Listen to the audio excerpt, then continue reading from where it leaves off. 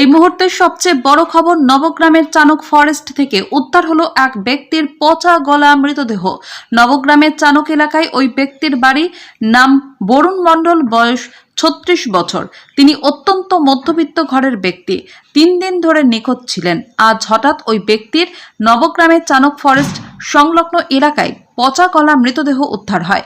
স্থানীয়রা প্রাথমিকভাবে অনুমান করছেন কেউ বা কারা খুন করে ফেলে রেখেছে, কিন্তু কে খুন করতে পারে বা কেনই বা খুন করতে পারে এই সমস্ত জানতে তদন্ত শুরু করেছে নবগ্রাম থানার পুলিশ সূত্রে জানা গিয়েছে, ওই ব্যক্তি যখন নিখোঁজ হয় তখন তার পরিবার নবগ্রাম থানাতে জিডি করে। তারপর থেকে নবগ্রাম থানার পুলিশ খোঁজ চালাতে থাকে ওই ব্যক্তির। অবশেষে নবগ্রাম চানক ফরেস্ট সংলগ্ন এলাকায় উদ্ধার হয় ওই ব্যক্তির পচা গলা দেহ।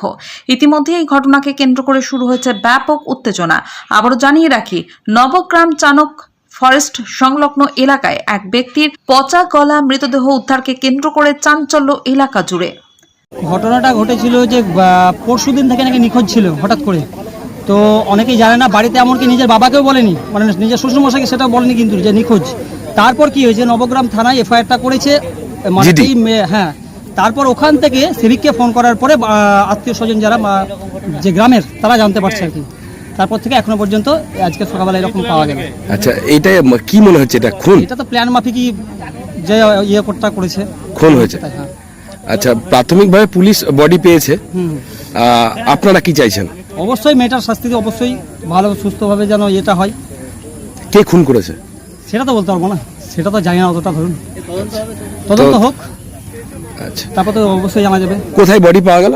এই তো চানক ফরেস্ট একটা ফার্ম আছে মুরগির, ওই ফার্মের পাশেই পাওয়া গেছে। 2 দিন ধরে নিখোঁজ ছিলেন? হ্যাঁ। যে মারা গেছে রাত্রে 11টা থেকে তাই বলছে, মানে মেয়েটা আদৌ জানে নাকি 11টা থেকে বা কত থেকে সেটা জানা যায়নি।